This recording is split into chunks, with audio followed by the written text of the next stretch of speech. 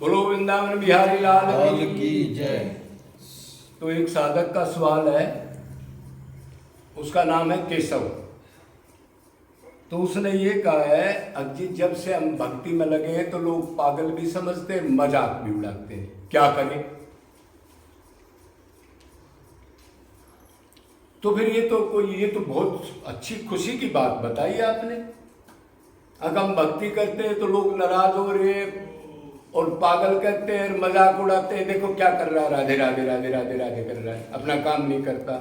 दुनिया बैरिस्टर बन गई, दुनिया पीएचडी कर गई, दुनिया इतनी बड़ी नौकरी पर लग गई है, मूर्ख क्या कर रहा है? घर वालों की भी नहीं सुनता। तो अगर भक्ति के अंदर आपका मजाक नहीं हुआ, पागलपन नहीं हुआ है, तो आप भक्ति कर ही नहीं रहे हो। ये तो इतने अच्छे सिस्टम है, इससे तो आपको पता लगेगा। जब आप देखो भुक्ति और मुक्ति दोनों का 36 का आंकड़ा है, ऐसे एक ईस्ट में जाएगा, एक वेस्ट में जाएगा। ये तो क्लियर है। वो भोग की इच्छा के लिए, शरीर समझ के, इंद्रिय के सुख के लिए दिन रात पागल की तरह दौड़ेगा, और वो अपने लक्ष्य के लिए भगवान की भक्ति करेगा, याद करेगा, स्मरण करेगा, उससे संबंध बना के उसके लिए रोएगा, तड़फेगा। तो रास्ते तो दोनों अलग अलग हैं। तो आपका मजाक उड़ा रहे कोई आदमी या आपको पागल कह रहे, तो ये तो बहुत अच्छी बात है। इसका मतलब आपके पास कुछ है। अगर आप भक्ति कर रहे हो और उन्हीं में रले मिले हो, उधर ही वैसा व्यवहार कर रहे हो, वैसे ब्याह शादी में जा रहे हो, वैसे पिकनिक पार्टी कर रहे हो, वही अखबार देख रहे हो, वही एक दूसरे से बात करते हो संसारिक, तो फिर भक्ति कहाँ है? वो तो आपने भगत मान लिया, इंकार में है कुछ भी नहीं आपके पास। भाई एक रास्ता इधर जा रहा है, एक इधर जा रहा है, तो फिर उनकी बैक तो लगेगी, एक दूसरे की अपोजिशन भी होगी। इसी को तो माया कहते हैं। माया उसको खींचने के लिए दबाएगी, माँ बन के, बाप बन के, बेटा बन के, उसका मजाक बना करके उसको दबाएगी। किसी तरह यह आदमी उस रास्ते को छोड़ दे और हमारे पास ही जूते चप्पल खा के मर जाए, और फिर मैं भी नरक में जाऊं, बेटा बेटी भी नरक में जाए। इसको भक्ति में लगने नहीं देना। इसी कोशिश में तो लग रहे हैं। तो उनकी गलती नहीं है, जो उनके पास माल है वैसा वो विचार करेंगे। और आपको गुरु के द्वारा या पिछले संस्कार से या किसी शास्त्र के द्वारा ज्ञान हो गया, हम कौन है, हमारा कौन है, आनंद कहाँ है, तो आप उस रास्ते पर जाओगे। तो उनकी जो इच्छा है वो वैसा बोलेंगे, आपकी इच्छा है तो आप वैसा करोगे। तो उनकी गलती मत समझना। माँ की, बाप की उनके पास सामान है, जो अंदर खाया है उसी को तो उल्टी करेगा वो। और उल्टी क्या करेगा?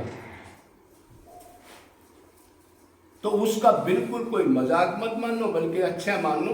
बहुत बढ़िया बात है। ज्यादा मजाक करेंगे, पागलपन कहेंगे तो मेरी और दूरी बन जाएगी, मेरा पीछा छूट जाएगा। और निरंतर किसी की चिंता ना करके अपने लक्ष्य पर लगे रहो। उसमें दुख तकलीफ, भारी बीमारी, रोग निरोग सब आएगा, उल्टा नहीं हटना। तो वो कह रहे जी उनसे पीछा कैसे छुटाएं? तो उनसे पीछा ऐसे छुटाओ जब तो आपको ज्ञान दे दिया हम आत्मा है। हाँ आत्मा है। तो इसने पागल कहा? हाँ पागल कहा। किसको कहा पागल? शरीर को कहा, आत्मा को कहा? अरे महाराज जी, आत्मा को तो कोई गला नहीं सकता, जला नहीं सकता, सुखा नहीं सकता, उड़ा नहीं सकता। काल के इस घेरे से भी बाहर है वो चीज। क्यों भगवान का अंश है? फिर दुखी क्यों हुआ तू? फिर दुखी क्यों हुआ? तेरे को गाली दे दी किसी ने, मूर्ख कहा, तो क्या तेरे को चक्कू मार दिया, खून निकल रहा है? नहीं, खून तो नहीं निकला, फिर दुखी क्यों हुए? मूर्ख को दुख होता है पर हंस के काटे ज्ञानी। ज्ञानी तो अपने प्रारब्ध का समझ के और ये चीज ठीक हो रही है उसको ज्ञान से काट देता है। और फिर आप कह रहे हो अब जी हम और ज्यादा दुखी करते हैं घर वाले, तो फिर उनको छोड़ दो। तुलसीदास ने भी कहा है, जहां भगवत प्रेमी नहीं, जहां भगवान की चर्चा नहीं, जहां निष्काम कर्म नहीं, उस जगह को ऐसे छोड़ दो जैसे सांप केंचली को छोड़ करके निकल जाता है, और वो केंचली पेड़ पौधे झाड़ियों में उलझी रह जाती है, उसकी तरफ देखता नहीं। ये केंचली है, ये माया की केंचली है जो चारों तरफ से आपको घेर रहे हैं। तो फिर उनसे वैराग्य कर लो, क्यों पड़े हो उनके पास आप? इसी को तो वैराग्य कहते हैं। जब आपके विचार नहीं मिलेंगे, आप उधर जा रहे हो उधर जा रहे हो, खटपट होती है, दुखी करते हैं, टेंशन करते हैं, भगवान से मन को हटाते हैं, फिर क्यों पड़े हो उनके अंदर? कितने आदमी निकल गए, कितने राजा महाराजा ताज धर करके इस संसार से वो महल में ही भक्ति कर लेते। वो गुरु के पास जाने की या एकांत में जाने की क्या जरूरत थी? उनके पास तो बहुत सुविधा थी। तो ये वैराग्य की भावना करें कि 420 है, सब ठग है, जो चारों तरफ से आपके माँ बन के, बाप बन के, बेटा बन के, नौकर बन के, पैसा बन के घेर रहे हैं। इनसे फंदा निकलवा लो। तुकाराम ने यही तो कहा था जीजाबाई से। उनकी दूसरी पत्नी जीजाबाई थी और पहले वाली अकाल में चली गई थी। एक लड़का भी चला गया था उनका, तुकाराम का। तो उसने कहा इस फंदे को निकलवा ले, क्या बार बार कहती है बच्चे भूखे मर रहे, तू देखता नहीं कौन किसका बच्चा है, प्रारब्ध के कर्म से आए हैं, ये सब घेर रहे हैं, हथकड़ी है ये माया की हथकड़ी को हटा करके तू आत्मा है, उस लक्ष्य को प्राप्त कर ले। तो अब ये सवाल क्लियर हो गया।